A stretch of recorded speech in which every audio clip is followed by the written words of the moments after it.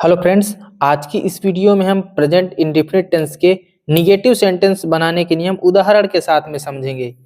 देखिए, इस टेंस की पहचान क्या होती है कि वाक्यों के मुख्य क्रिया के अंत में ता है, ती है, ते हैं आदि शब्द आते हैं। जैसे वह कपड़े नहीं धोती है, यहाँ क्या आया? ती है।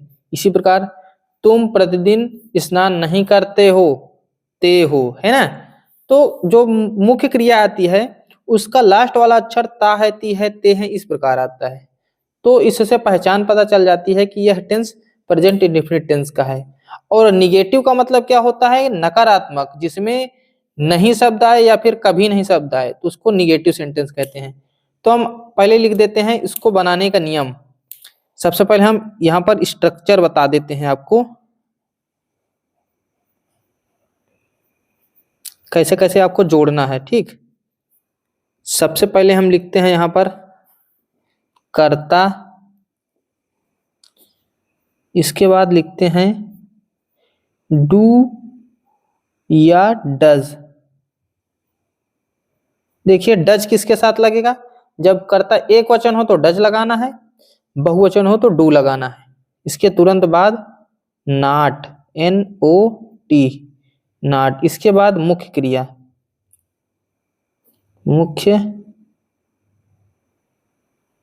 मुख्य क्रिया। इसके बाद हम क्या लिखते हैं?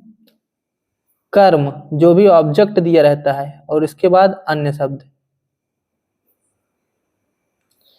ठीक, अब ध्यान से देखिएगा हम कैसे कैसे बनाते हैं। तो सबसे पहले हम क्या करते हैं?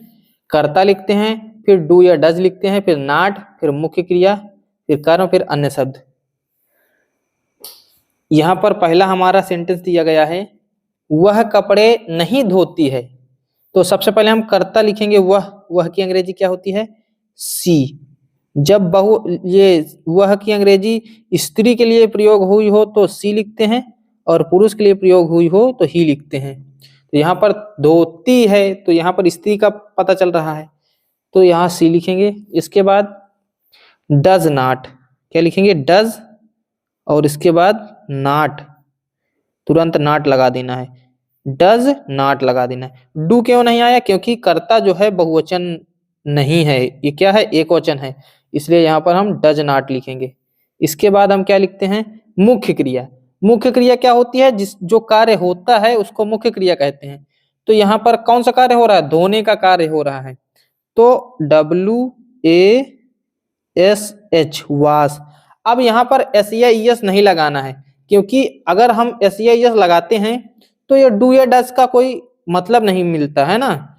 तो यहाँ पर SEIS निगेटिव सेंटेंस में नहीं लगाते हैं। ठीक, इसके बाद हम क्या करते हैं? कर्म लिखते हैं। तो कपड़ा जो दिया गया है वो कर्म है, यानी कि ऑब्जेक्ट है। तो कपड़ा की अंग्रेजी लिखेंगे CLOTHES, क्लॉथ। बहुत सारे कपड़े हैं, है ना। ये हमारा ट्रांसलेशन कंप्लीट हो जाता है।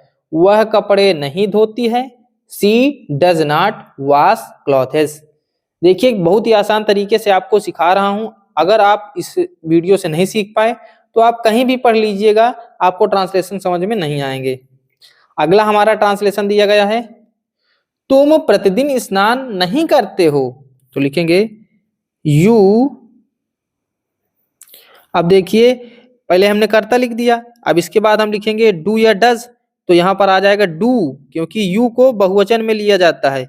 यू कौन सा वो करता है? बहुवचन करता है ना। तो डू आ जाएगा। इसके बाद तुरंत नॉट लगा देना है। इसके बाद मुख्य क्रिया। यहाँ ये स्ट्रक्चर जो दिया गया है इसको देख के आपको ट्रांसलेट करना है। ठीक, तो मुख्य क्रिया क्या है? स्नान करना। तो लिखेंगे BATH। ये बाथ मीन्स स्नान करना होता है ना। You do not bath. इसके बाद प्रतिदिन बचा तो लिखेंगे डेली, DAILY। ये ट्रांसलेशन हमारा कंप्लीट हो जाता है, you do not bath daily. अगला हमारा ट्रांसलेशन दिया गया है, हम अपना पाठ नहीं पढ़ते हैं। तो लिखेंगे वी डू नॉट, पढ़ना की अंग्रेजी होती है रीड, READ, रीड अपना शब्द की अंग्रेजी क्या हो जाएगी? देखिए हर जगह पर अपना अपना शब्द की अंग्रेजी अलग अलग होती है। जैसे यहाँ पर हम शब्द के लिए अपना प्रयोग करना है तो अवर हो जाएगी, OUR। अगर ये यहाँ पर होता तुम अपना पाठ नहीं पढ़ते हो तो यू के लिए हो जाती योर, यू के लिए योर, वी के लिए अवर, और क्या होता है सी या ही के लिए होता है, सी के लिए होता है हर, ही के लिए होता है हिज। ठीक, तो अपना शब्द की अंग्रेजी बहुत सारी होती हैं, कर्ता के अनुसार यहाँ पर चेंज होती रहती हैं। ठीक, we do not read our lesson, LESSON। Gita खाना नहीं पकाती है, गीता डज नॉट, और पकाना की अंग्रेजी होती है कुक, और हमारा क्या बचा ऑब्जेक्ट यानी कि खाना, तो फूड। ये हमारा ट्रांसलेशन कंप्लीट हो जाता है। अगला दिया गया है, लड़की टोकरियां नहीं बेचती है, द गर्ल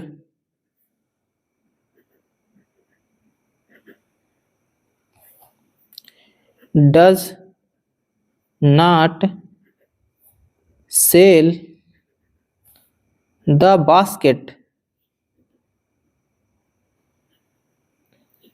अब आप लोग कहेंगे ये द क्यों लगाया है?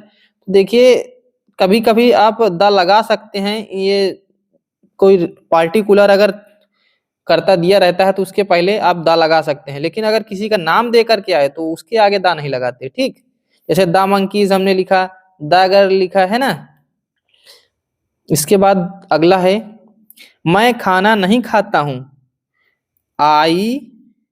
अब आई कर्ता को देखिए कभी कभी हम एक वचन में भी गिनते हैं, कभी कभी बहुवचन में गिनते हैं। तो देखिए जो आई वर्ड है इसको हम पास्ट इंडेफिनिट टेंस में और पास्ट कंटिन्यूअस टेंस में एक वचन में लिखते हैं, अन्य हर टेंस में हम क्या करते हैं इसको बहुवचन में लिखते हैं। तो इसको हम क्या करेंगे, आई को बहुवचन में काउंट करेंगे। तो आई डू नॉट, खाना की अंग्रेजी होती है ईट, और इस खाना मतलब भोजन की अंग्रेजी क्या होती है, जो हमारा थाली में खाना परोसा जाता है उसको कहते हैं food, FOOD। I do not eat food. अगला है, दीपक विद्यालय नहीं जाता है, दीपक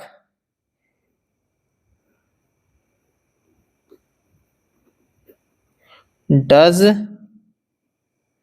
नॉट।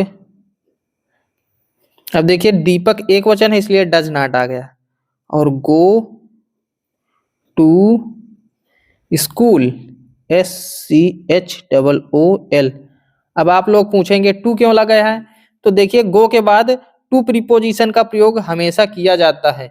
टू ये दर्शाता है कि हम एक स्थान से दूसरे स्थान तक जा रहे हैं। ठीक, अब हम आपको थोड़ा सा इंपॉर्टेंट नियम बता देते हैं, इसको ध्यान से समझ लीजिएगा। नोट में आप लिख सकते हैं, यदि वाक्य में कभी नहीं शब्द आए तो कर्ता के बाद नेवर का प्रयोग करते हुए वाक्य को सकारात्मक वाक्य की तरह अनुवाद करते हैं। अब जैसे यहाँ पर दिया गया है, मैं कभी झूठ नहीं बोलता हूं, तो लिखेंगे पहले कर्ता लिखेंगे आई, इसके तुरंत बाद क्या लिख देंगे नेवर, NEVER, आई नेवर। और इसके बाद हम क्या करते हैं, वाक्य को सकारात्मक की तरह फॉलो करते हैं, यानी कि जो सकारात्मक में नियम हमने बताया था कि कर्ता धन मुख्य क्रिया धन यस या ईएस और उसके बाद अन्य शब्द है ना, ऑब्जेक्ट और अन्य शब्द। तो आई नेवर, अब हम क्या लिखेंगे, कर्ता लिखेंगे, वो मुख्य क्रिया लिखेंगे। तो बोलना, बोलना की अंग्रेजी क्या होती है, tell, TELL। I never tell. झूठ की अंग्रेजी होती है लाई, तो लिखेंगे ए लाई, LI लिखा जाता है। झूठ बोलना की अंग्रेजी पूरी हो जाती है टेल अलाई। ठीक, आई नेवर टेल अलाई। अब यहाँ पर S नहीं लगेगा क्योंकि कर्ता बहुवचन है, इसलिए यहाँ पर S या ES नहीं लगेगा मुख्य क्रिया में। दूसरा है, वह कभी पुस्तक नहीं पढ़ता है, तो लिखेंगे ही नेवर रीड्स, READS, यहाँ S लग जाएगा। ठीक, बुक,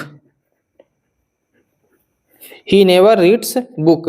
अब देखिए यहाँ डू नॉट, डज नॉट क्यों नहीं लगा है, क्योंकि हमने नोट में लिखा दिया है अगर वाक्य में कभी नहीं शब्द आए तो हम कर्ता के तुरंत बाद नेवर लगाते हैं, उसके बाद वाक्य को सकारात्मक वाक्य की तरह सॉल्व करते हैं, यानी कि ट्रांसलेट करते हैं, है ना। तो ही नेवर रीड्स बुक। काजल कभी खाना नहीं खाती है, लिखेंगे काजल नेवर ईट। अब यहां पर एस लग जाएगा क्योंकि काजल एक वचन है, काजल नेवर ईट्स फूड। ये हमारा ट्रांसलेशन हो जाता है। आई होप आप लोगों को बहुत अच्छे से समझ में आ गया होगा। अब हम आपसे एक ट्रांसलेशन इसी वाक्य में पूछते हैं, इसी टेंस का। वह गणित नहीं पढ़ती है, वह गणित नहीं पढ़ती है।